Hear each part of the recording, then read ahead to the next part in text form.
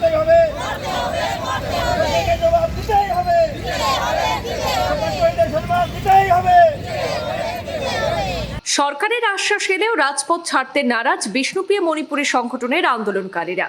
শিলচরের তৃতীয় দিনেও অব্যাহত রইল বিষ্ণুপ্রিয়া মণিপুরী সংগঠনের আমরণ সত্যাগ্রহ। সময়ের সাথে বাড়ছে উদ্বেগও। ইতিমধ্যে 59 ঘন্টা পার হতে অসুস্থ হয়ে পড়ছেন একাধিক আন্দোলনকারী। আর ঘটনাস্থলে ছুটে আসছেন সাধারণ মানুষ থেকে সমাজের বিভিন্ন স্তরের প্রতিনিধিরাও। কাছাড় জেলার অভিভাবক মন্ত্রী জয়ন্তমল্ল বড়ুয়া ও জেলা প্রশাসনের আশ্বাস সত্ত্বেও বিষ্ণুপ্রিয়া মণিপুরী সমাজের বিভিন্ন সংগঠন তাদের চলমান সত্যাগ্রহ আন্দোলন প্রত্যাহার করেননি। আজ তৃতীয় দিনেও কাছাড় জেলায় এই আন্দোলন অব্যাহত রয়েছে।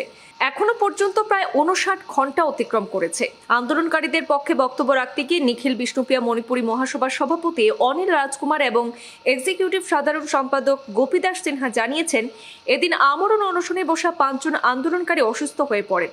পরে প্রশাসনের উদ্যোগে তাদের স্বাস্থ্য পরীক্ষা করা হয় এবং প্রয়োজনীয় চিকিৎসা ও সেলাইন দেওয়া হয়েছে। তারা জানান, বিষ্ণুপ্রিয়া ভাষাকে শিক্ষার প্রাথমিক স্তরে অন্তর্ভুক্ত করা সহ একাধিক দাবিতে শিলচর শহরে ক্ষুদিরাম মূর্তির পাদদেশে এই আমরণ সত্যাগ্রহ কর্মসূচি চলছে।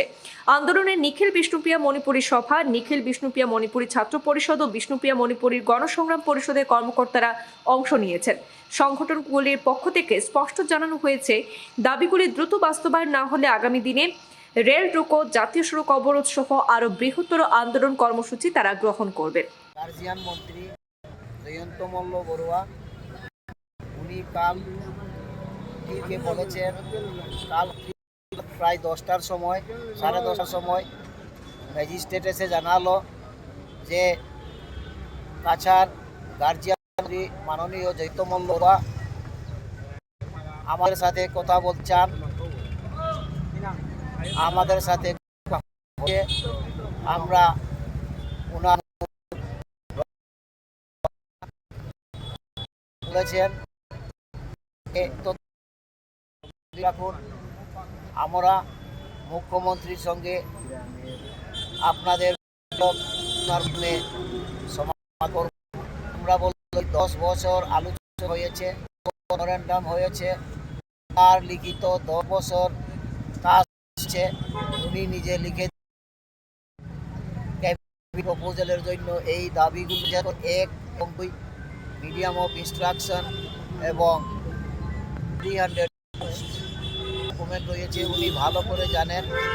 তাই গার্জিয়ান মন্ত্রী জয়ন্তমল্ল বড়ুয়া মহোদয় আপনাকে আপনি দয়া করে ভাষার উন্নয়নের জন্য একটি ভাষা গোষ্ঠীর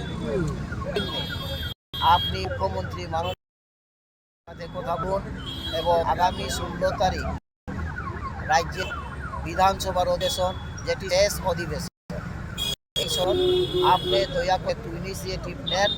ওই অধিবেশনের দিন আপনাদেরকে আমাদের দাবিটি ক্যাবিনেট সিদ্ধান্ত নিয়ে নোটিফিকেশন এবং ওই নোটিফিকেশন কাছাড় ডিস্ট্রিক্ট কমিশনারের কাছে পাঠিয়ে দিয়ে ডিস্ট্রিক্ট কমিশনারের পক্ষ থেকে আন্দোলনীদের এবং সংগঠনের কর্মকর্তাদের কাছে আসলে আমরা সত্যাগ্রহ আন্দোলন আমরা তুলে নেব এবং সরকারকে সমাজের পক্ষ থেকে অশেষ এবং কৃতজ্ঞতা জানাবো। আছে কিন্তু তার রিয়েল যোগাযোগ না, অ্যাকর্ডিং টু আওয়ার ডিমান্ড তারা যোগাযোগ করতেছে না। সরকারের অনুরোধ হলো আন্দোলনটা উইথড্র করো, সিএম আইলে বা মন্ত্রী আইলে আমরা বসাই দেবো। এটা তো একদম ভ্যালুলেস একটা রিপোর্ট, যেটা নিয়ে আমরা উঠতেও পারি না বা উইথড্র করতেও পারি না। গতিকে আমরা অনুরোধ করলাম, নির্বাচন যখন প্রাক মুহূর্তে এবং লাস্ট বিধানসভা, গতিকে আপনারা একটা কাজ করুন, আমাদের যেগুলো ডিমান্ড আছে এই ডিমান্ডগুলোর মধ্যে যে কোনো একটা ডিমান্ড আপনারা ঘোষণা দেন, তাহলে আমরা আন্দোলনটা উইথড্র করবো। এখন পর্যন্ত এইটাই চলতেছে, এখন এই আলোচনাটা এখন পর্যন্ত চলতেছে। আর আমরা ডিসির পক্ষ থেকে কইতেছে মানে উইথড্র করো, আমরা সিএমের সঙ্গে ববাই দিব বা আপনারা বসবেন, তখন সিএমের সঙ্গে আলোচনা করবেন। এটা ভালো কথা, তথাপি এত বড় একটা আন্দোলন আমরা without getting any paper, without getting any real document, how can we discontinue our movement? It is totally impossible on our part. সেই জন্য আমরা we are awaiting still the cooperation of government, যে গভর্নমেন্টের পক্ষ থেকে যদি কোনো একটা দাবি যদি ঘোষণা বা ইতিবাচক যদি একটা যদি সাড়া যদি পায় লিখিত, তখন হয়তো আমরা চিন্তা করতে পারি। এই অপেক্ষায় এই পরিস্থিতিতে স্টিল নাও আমরা এখন বসে আছি।